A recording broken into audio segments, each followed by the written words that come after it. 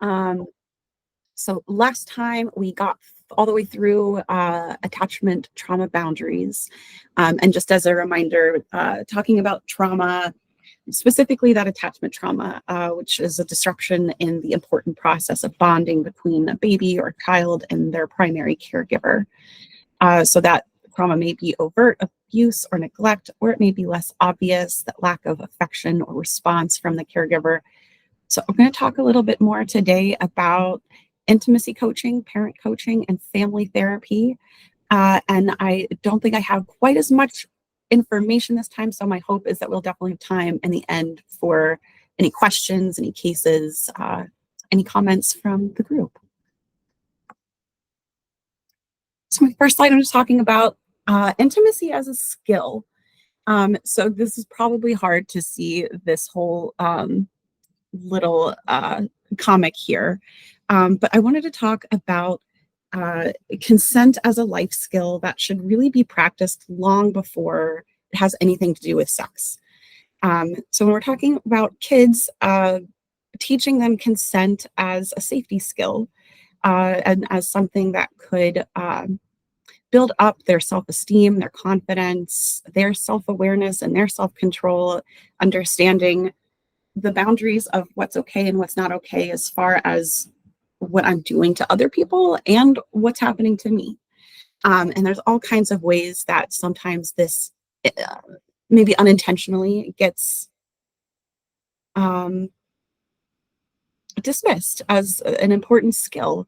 If we think about like, well, you have to kiss your aunt because she's here and she loves you and she hasn't seen you in so long. And if we force kids to engage in things that they don't want, then they start kind of internalizing this, like, it doesn't matter what I want. It doesn't matter if I'm uncomfortable. I have to do X, Y, Z. And when we start that at such a young age, it can just have poor outcomes, I think, in the long run. So I think it's a really important skill, teaching basic consent. I really liked, there was, I saw a creator on Instagram teaching her sons consent through hugs, kind of like this comic book or this comic strip is showing.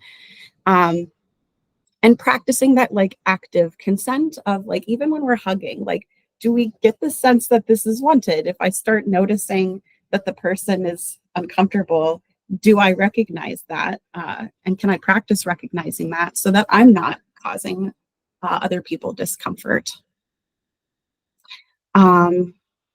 Of course, families have different rules and expectations for what's okay and comfort, and talking about basic consent and sexual consent as it becomes more relative. But I often teach the importance of teaching basic anatomy with accurate language. One reason I think that's important is a lot of times people will have kind of cutesy names for private parts, and then I think that becomes an issue if something is happening that the child's not aware of, and they try to tell an adult what's happening, and the word isn't accurate, and there can be a lot of confusion for adults about what even is going on. So I think there is an importance of just accurate sex education, basic consent for people, for kids. And then another just cutesy thing that I've seen on the internet is the boundary song. I don't know if anyone knows it, but I'll just sing it really quickly. It's just the please stop. I don't like that. I'm feeling uncomfortable. I need some space. That's just me. I need a boundary. It's a boundary. It's a boundary. Boundary song. So basic consent, thinking about that for younger kids. And then beyond consent as a skill, I also like teaching intimacy as a skill. So that can start out with self-intimacy. So looking at all of these different areas in which we include intimacy. And the word sometimes also gets, people can have their discomfort around the word intimacy. If you Google intimacy, the definition talks about that close friendship and more, it's not only related to sex. So that's why I really like this graphic here that talks about these different areas, the spiritual intimacy with yourself and with others, that mental intimacy of like sharing intellectual conversations, having those deep conversations, the emotional, being able to have those vulnerable conversations. And of course, the physical, sexual, all of that is wrapped in there too. So I like having this graphic and talking with people about like how these different areas, how they experience them individually. Again, kind of focusing on that self intimacy before we're sharing it with other people. How am I sharing it with myself? And how am I deepening that for myself? And then I really appreciated we had the sex and anxiety training, which I was able to watch before today. I'm not sure if everyone had the opportunity to do that, but I really liked it. I really appreciated the question. No one's ever talked about asking clients or patients about how's your sex life. Often just a really uncomfortable topic that a lot of clinicians, especially in Illinois, I don't think sex education was, or an area of focus, human sexuality. So just a lot of times we just don't have the education, we don't have the training, and because we don't have that, there's a lot of discomfort with breaking into that conversation. So a lot of times we're waiting for the other person to, or for the client to bring it up themselves, which they may or may not do. And to the point of the sex and anxiety training, it's such an involved part of the human experience that it's kind of bonkers that it's not a part of our training and a big part of the conversations that we have with folks. So just thinking about really basic sexual consent. I like bringing up, it shocks a lot of people, remembering that marital rape became a crime in all 50 states on July 5th, 1993. So it's really not that it's not that long ago that there was really inappropriate feelings around sex and a marriage. And I love Esther Perel's work looking back at like the history of marriage and relationships and how this came to be. But as far as today goes, we're talking about consent with FRIES, meaning it's freely given. There's no coercion. There's no wearing down of a no until it's a yes. I have the free choice to say yes or no. And it's reversible, meaning if I say yes and then we start doing something and it feels like it's uncomfortable and I've changed my mind, I am always allowed to change my mind, and your partner is always allowed to change their mind. It's informed, meaning before we go into an act, we know exactly what's going to happen. It's planned. We've talked about what's okay and what's not okay. Or we know that as we go into it, that consent is reversible. We're always able to take that back. Enthusiastic is one of my favorite letters of consent, that we want to be a part of this act. We're not just doing it for the other person as a chore or to get it out of the way. That we both are engaged in this because we want to be, and we want to increase our intimacy, whether that is just for fun or as a deeper part of a relationship. And then specific. So kind of like with that informed, we specifically know what's okay, what's not okay, how we're going to do this. I suppose we should go ahead and watch Consent. ECST. Wasn't 100% planning on going ahead to watching this, but it's really short, so let's do it. If I can figure it out. Take your time. Sometimes I think you have to like click a link and then. Yeah, I'm gonna just share it like this. Although, I don't know if I have the audio shared. Do I? If you're still struggling with consent, Do we hear that? we can hear that. Yeah, thank you. just imagine instead of initiating sex, you're making them a cup of tea. You say, hey, would you like a cup of tea? And they go, oh my God, fuck yes, I would fucking love a cup of tea. Thank you. Then you know they want a cup of tea. If you say, hey, would you like a cup of tea? And they're like, I'm not really sure. Then you could make them a cup of tea or not, but be aware they might not drink it. And if they don't drink it, then, and this is the important part, don't make them drink it. Just because you made it doesn't mean you are entitled to watch them drink it. And if they say no thank you, then don't make them tea. At all.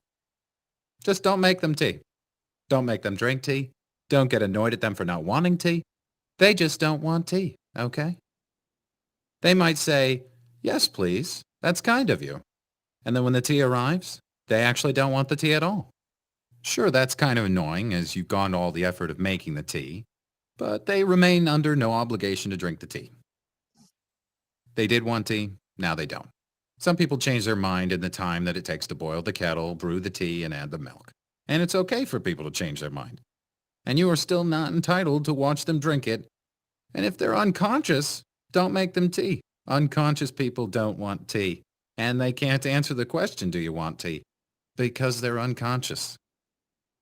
Okay, maybe they were conscious when you asked them if they wanted tea. And they said yes. But in the time it took you to boil the kettle, brew the tea, and add the milk, they are now unconscious. You should just put the tea down. Make sure the unconscious person is safe. And this is the important part again. Don't make them drink the tea. They said yes then, sure, but unconscious people don't want tea.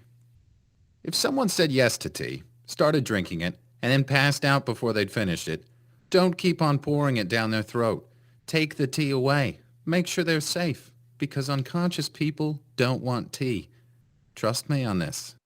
If someone said yes to tea around your house last Saturday, that doesn't mean they want you to make them tea all the time. They don't want you to come around to their place unexpectedly and make them tea and force them to drink it going, but you wanted tea last week. Or to wake up to find you pouring tea down their throat going, but you wanted tea last night. But if you can understand how completely ludicrous it is to force people to have tea when they don't want tea, and you're able to understand when people don't want tea, then how hard is it to understand it when it comes to sex? Whether it's tea or sex, consent is everything. And on that note, I'm going to go make myself a cup of tea.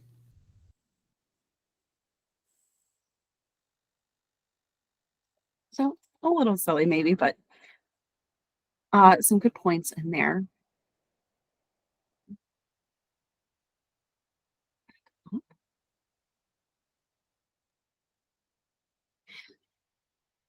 So kind of that basic consent, we understand that. Moving on to more of that intimacy coaching. Um, I like using this is from Emily Nagoski, Mapping Your Emotional Floor Plan. So we just talked a lot about consent, and now I'm going to kind of move into the big thing that I've seen a lot with couples is kind of that mismatch of desire. So where one person wants to have sex often, and the other person is maybe not quite there. So what do we do with that? A lot of times, from Emily Nagoski's work, what I'm talking about is the difference between spontaneous desire and responsive desire. So spontaneous desire being, I see someone sexy, I feel turned on, we want to have sex, great. In long-term committed partnerships, it's very, very common that that spontaneous desire that we experienced at the beginning of the relationship isn't something that is persistent throughout the entirety of the relationship. So when we start noticing there's a difference here, spontaneous isn't doing it for us, then we start talking more about responsive desire, what that means, what that looks like for this couple. So in some ways, sometimes the responsive desire conversation can be uncomfortable at first, thinking about that enthusiastic letter from consent. because responsive desire doesn't always look enthusiastic immediately at the beginning. And it's more of this, like, I'm open to getting there with you. I need certain things to happen first. So knowing about the biological piece of sex and how that works is a part of it. But definitely that's also mental of like, am I open to that? And being honest about that. And sometimes clients have not been honest about that with each other for a while. And then we're in this place where it does feel like it's a chore. It's something I have to do for my partner.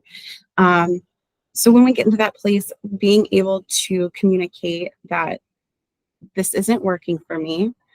Some other tools I like using in that place, of course, is this emotional floor map. So if I'm feeling in a place where I've haven't been honest with how I'm feeling, now I'm back into this place of rage or fear of I have to get through with this. It's not a great place to be in as we're engaging with a partner in that way. And most partners don't want you to engage in that way when you're feeling this way. So the importance of being able to communicate to your partner, I'm not feeling this. You want to get there. What I need first is care. And I can't skip the care and going to play or seeking. Seeking meaning behaviors kind of like bids for connection from Gottman. I'm kind of like trying to find my way into how to help you feel better, how to help us feel more connected, how to increase good feelings of intimacy. I can't start doing that without care first, meaning I have to address the uncomfortable thing, the emotion, the rage, the panic, the fear of this isn't working for our relationship. And I'm scared that we're going to lose each other because we can't give each other care. And this kind of back and forth of, well, like, do you even care about me? You just want to have sex. So that can be obviously create a lot of problems. So being able to de-escalate, of course, at first, and then be able to reach that vulnerable communication of communicating those scarier feelings, giving care, and being able to get back connected. One other tool that I really liked that I've been using for a few years with couples talked about in the sex and anxiety training was sensate focus. So really focusing on the sensations. So when I assign this kind of homework to couples, I talk about how the absolute focus is to not have sex. Not having sex when we're practicing sensate focus. We're focusing on what the sensations of being touched feels like and figuring out what you like and what you don't like. And oftentimes suggesting doing that alone. Doing things alone is the safest way to practice things and explore things. And then inviting your partner in when you trust them to be able to explore that together. So I also want to say I really appreciated the sex and anxiety training because sometimes it does feel a little weird and icky to combine this like basic consent with kids. And now we're talking about sexual consent. And now we're moving on to parent coaching. So it kind of feels like weird to have it all together. But maybe my hope is we're noticing as we're talking about all these things, just how interconnected they are. And so how helpful it is if you're working with kids to also have work with the parents and understand the foundation of the parents' relationship and their family systems and how that is impacting the development and growth of this child who from that sex and anxiety training, a lot of people really uncomfortable with the idea that children are sexual beings and they will become sexual beings as they get older. So laying the foundation early of preparing them, if that's something they're interested in when they're older, that they can do it safely. So parent coaching and co-regulation. Self-regulation can be defined as the act of managing thoughts and feelings to enable goal-directed actions and includes a variety of behaviors necessary for success in school, relationships, workplace. It's the supportive process between So co-regulation really is the supportive process between caring adults and children, youth, or young adults that fosters that self-regulation. And so the goal with parent coaching is to help teach parents to be a co-regulator and not a co-escalator. So children can't self-regulate themselves because the prefrontal cortex doesn't develop until around 7. Being able to teach parents about self-regulation first and noticing the ways in which they are escalating behaviors.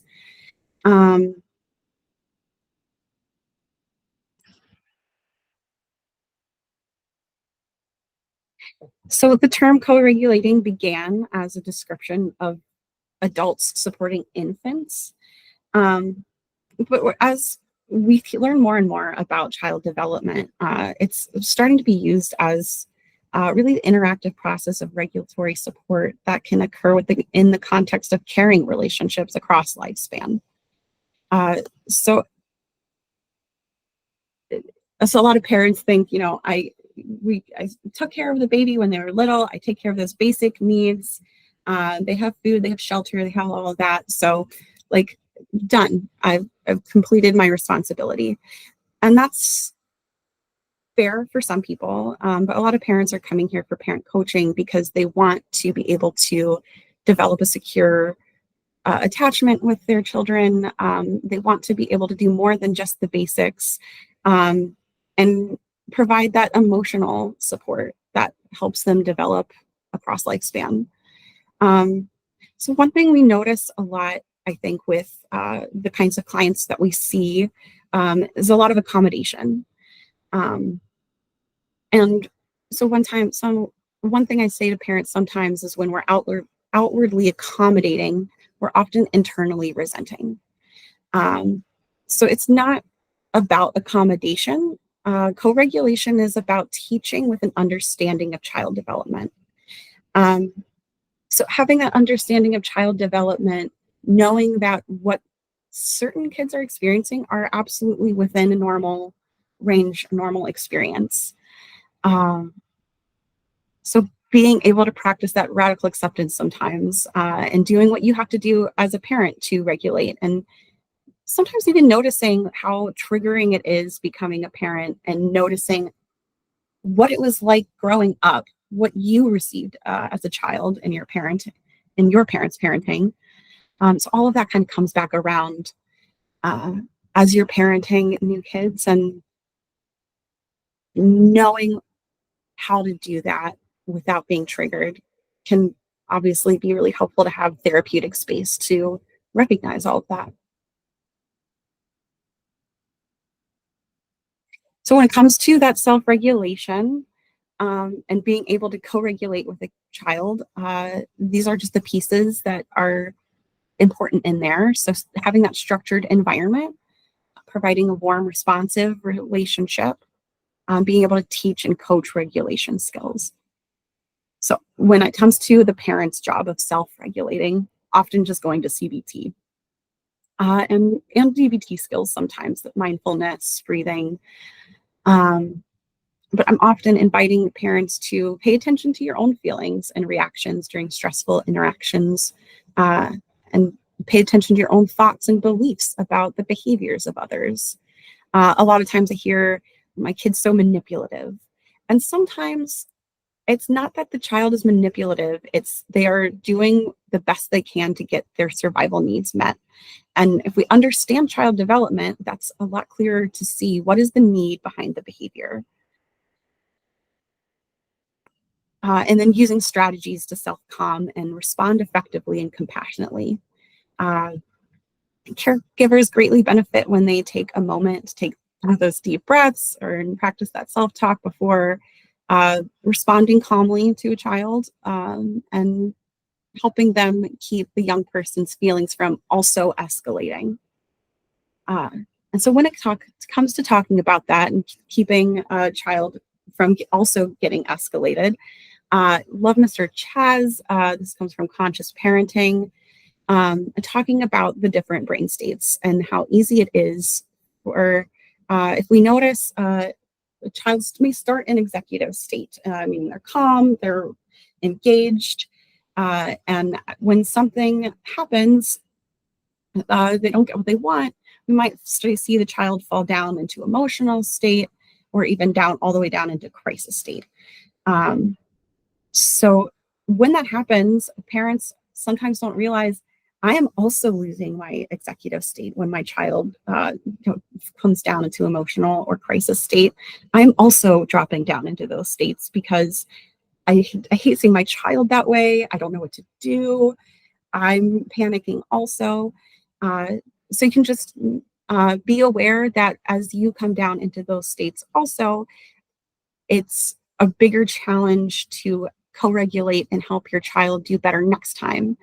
And so when we get into meltdowns, tantrums, things like that, when we're in that crisis state, the goal in crisis state is not to do any teaching, because the brain can't hold on to new information when it's in crisis state. So the goal when we're in meltdown is to just help child through it, get to the other side. If they're in emotional state, sometimes we can negotiate if we can stay in executive state and stay calm. And so we really do, I think, want to take a lot of the shame away here. Many parents aren't experts at child development or the brain, and they don't intend to be. They just want to have a better relationship and an easier time with their child and their family. So being able to be the person that provides a lot of the psychoeducation is important, and setting expectations for reasonable development and appropriate behavior. Again, reminding parents the prefrontal cortex doesn't really develop until 7, and keeping that in mind after 7, that if you're 8, 9, only been practicing for a few years, so you're not going to get it perfect. And we know that the prefrontal cortex continues developing until like 25-ish. I feel like the number's always going up. But so we're always practicing and being able to give that grace to parents, as we know they come in frustrated sometimes.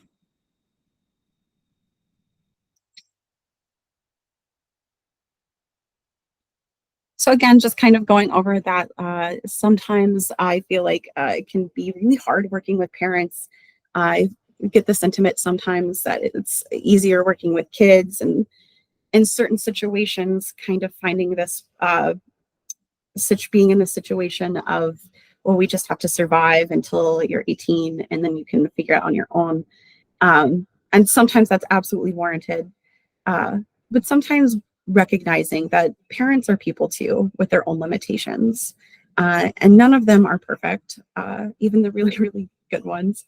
So what does make it hard? What gets in the way for a parent? Sometimes, of course, we want to recognize that not all family systems are perfect. Not all of them were intentional.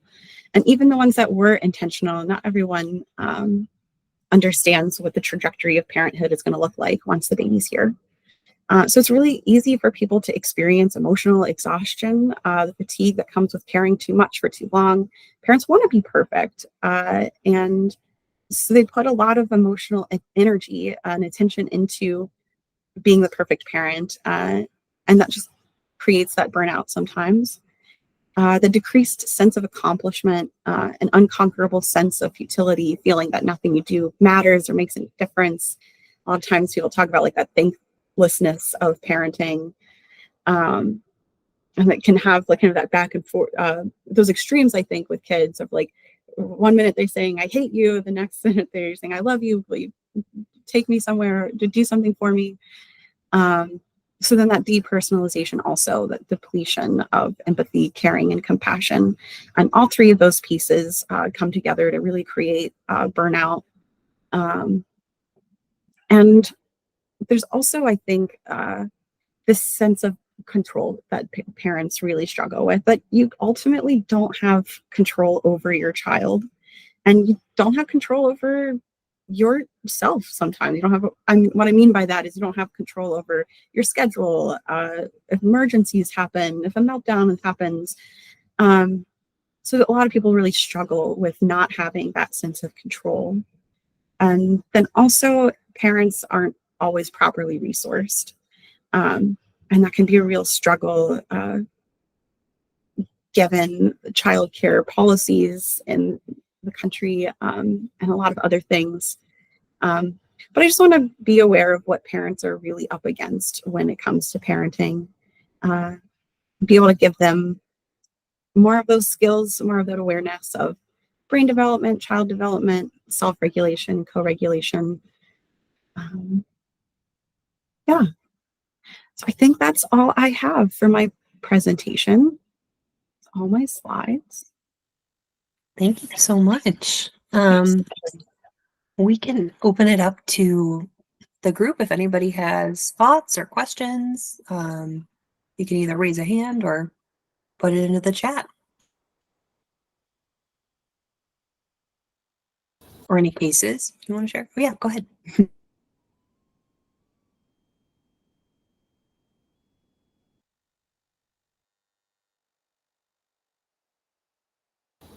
Hey, Christy, could you send me your slides? I didn't get into therapy notes and I kind of missed some of it Oh. in the first 10 or 12 minutes. And So Travis, sorry, we'll have her the slides and the recording will be in Paycom. Both Great. part 1 and part 2. I appreciate you asking. Yeah. So those should be ready for you. Well, ready for everyone, I should say. Probably by Monday at the latest, but we usually try to get those in there pretty shortly. Yeah. Glad you asked though.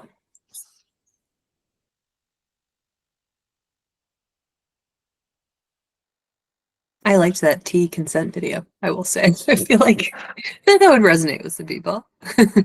It's a little sassy. It was a little sassy. I have a Allison. question. Yeah, hi, Christy. That was so good. Thank you. I have a situation or case and where one of the parents is continually characterizing the child in a negative way. So instead of saying the child has social anxiety, she's socially lazy, for example. And I just wondered if you have any really good strategies to try to help. I'm not really parent coaching. I'm really meeting with the child, but these things are obviously really impacting her and impeding her progress. Absolutely. Well, and I loved your point that, maybe not doing specifically parent coaching. So you don't have a whole hour with the parents, but when you're working with the kids, you still want to be able to talk with the parents when you can notice. Well, first of all, we want the parents to be involved, right? Because we want them to be able to support the treatment at home. And here we're noticing how the parents are kind of directly a barrier to the treatment. So being able to find some time, I don't know if you're able to find any time, I don't know how young the client is, if they could wait in the hallway or if you could call parents on the phone and just like let them know this is what you're noticing. Noticing that it seems like some of your comments are impacting the client in maybe ways that you're not recognizing. I'm curious if you've noticed anything like that. And then being able to provide that psychoeducation about the brain. I think one thing I talk about a lot is when I talk about the amygdala, I talk about how great it is if there's a tiger in the bushes. But today, it doesn't really recognize the difference all the time between a physical threat like that and an emotional threat, like being called lazy, and how it's just, if we want to see improvements, we want to see you part of the positive treatment and not part of that barrier to seeing the progress that you want to see. Thank you. Yeah.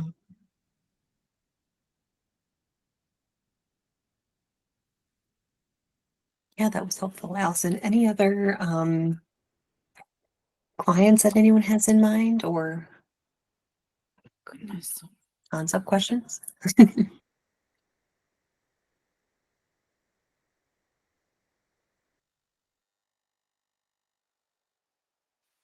I do have a little, hi Christy, great presentation. And I realize we're kind of talking about like the parent coaching and stuff, but this is maybe more couples focused.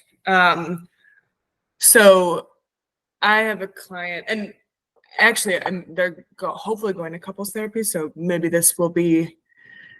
I won't feel so much concern about it.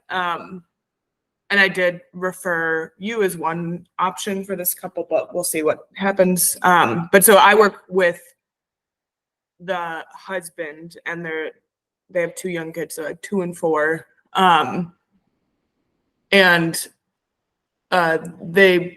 husband and the wife both kind of like, they'll kind of be okay, and then they'll have like a kind of an explosion situation. So husband came to me because he has a lot of anger, or like it presents as anger, and a lot of it is from what I've gathered, right? Like his wife is pretty anxious, and is pretty like she kind of like gives him a lot of live feedback all the time about how to work with their kids, and a lot of it's like, you shouldn't have done this, you shouldn't have done this, and like, why did you do this?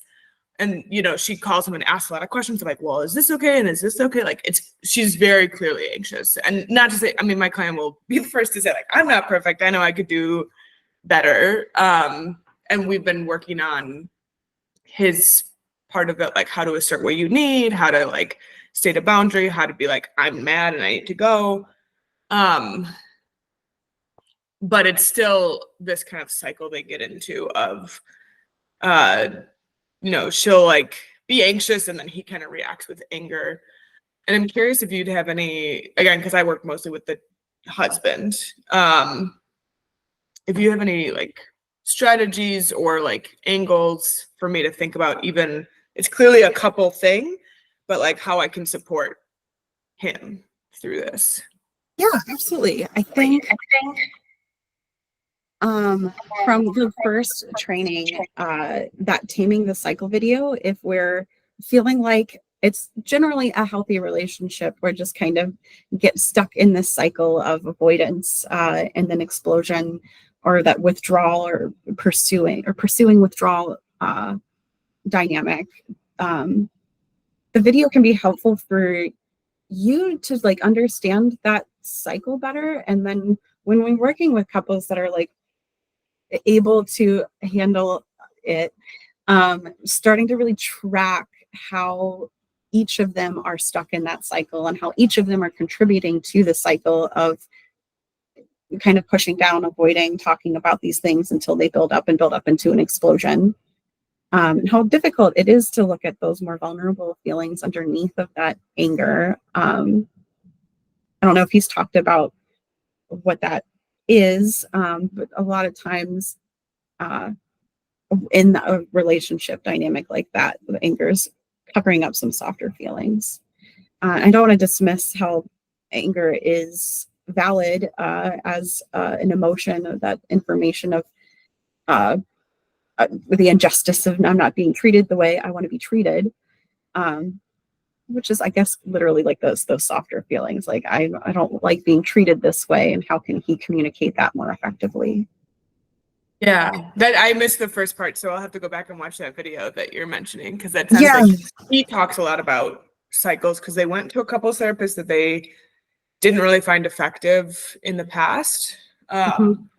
And so he'll be like, that's our cycle. And that would be helpful for me to know what he's talking about. Absolutely. So you have an understanding of what he's talking about. And then both of you like really specifically tracking, like, we want to know exactly how this cycle works, because you're stuck in it in a way that feels like a merry-go-round, uncomfortable. Can we be more cognizant of this is what happens, and have a better plan for when we get back to that place that feels explosive? Can we talk about it before we get to that place?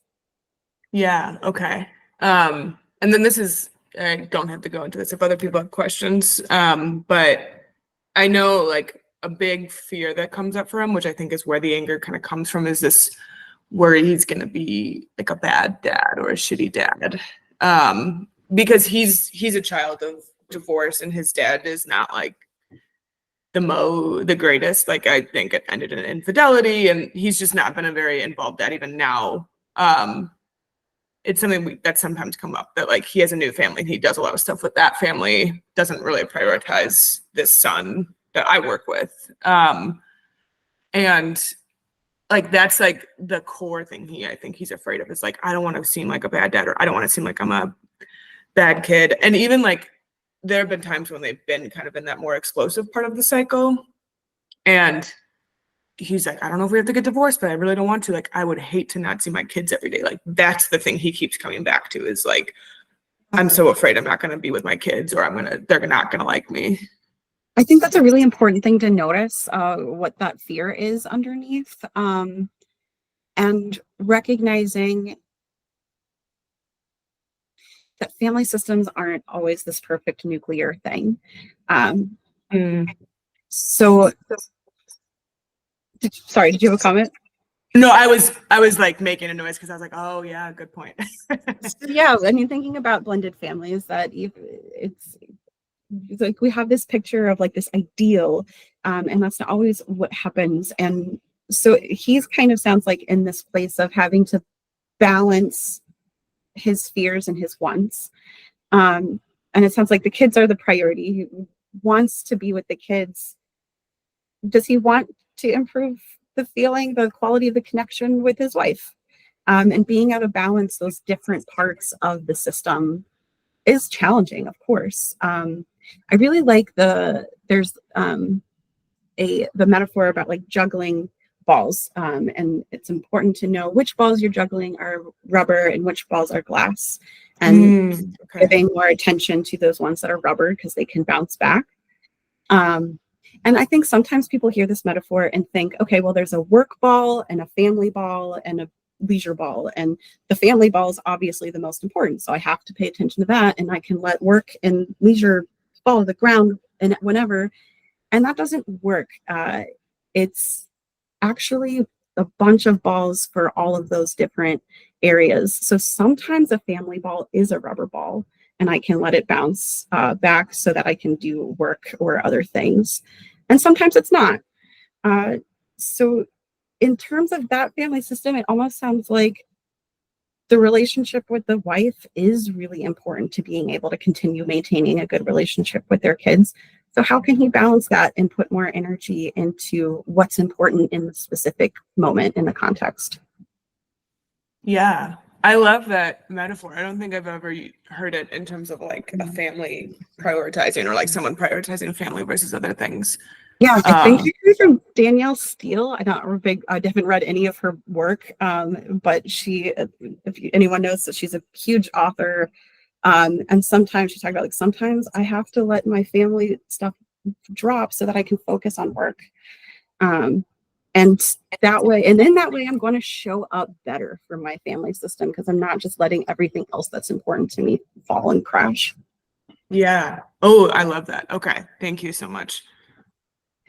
Could I add one thing that I had as an idea, Eleanor, but you may very well have already Yeah, contemplated this. I love hearing And this. just my background is in child welfare, and there's some good resources. I'd have to re-look to find them, but there's some really good resources to show visually, like a video, what it does to a child's developing brain when the parents are yelling at one another. And it sounds like your client's really motivated to be a good dad, but maybe had probably not the best example for some of that behavior with the parent if his dad, if there was a divorce. And that might be helpful. Yeah, I would love. Yeah, I think so, because I even just this past, I mean, it would be good for him to understand how it could have impacted him, because I can hear it when he talks about his family growing up, where he was like, I was really quiet until my dad left, and then I was able to talk a little bit more because he wasn't around, but I hated it so much also because I had to go between houses and all this whatever. And he did just I don't know if this is like related or not, but just this week he was like, I'm starting to feel concerned for my 4.5-year-old because he's been getting really angry recently. And it was, to me, very developmentally appropriate anger for, like, oh, my highlights ripped, I'm so pissed now, right? Like stuff I would expect a 4.5-year-old to be pretty outraged by. But we identified that he feels like a lot of panic that's because of him, because he gets mad. And I was like, I hear you. I'm not saying it doesn't influence, but also like he's 4.5 and he's going to be mad about his highlights, even if you were the most regulated person. But he probably would really like that, like psycho ed of what happens between like parents and kids more, because it's clearly something he's thinking about. I would love any videos you have, Allison.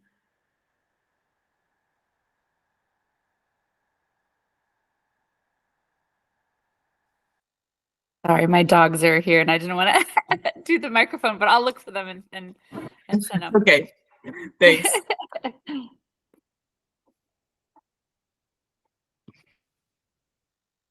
Thank you both. Anyone else have questions or cases they want to share?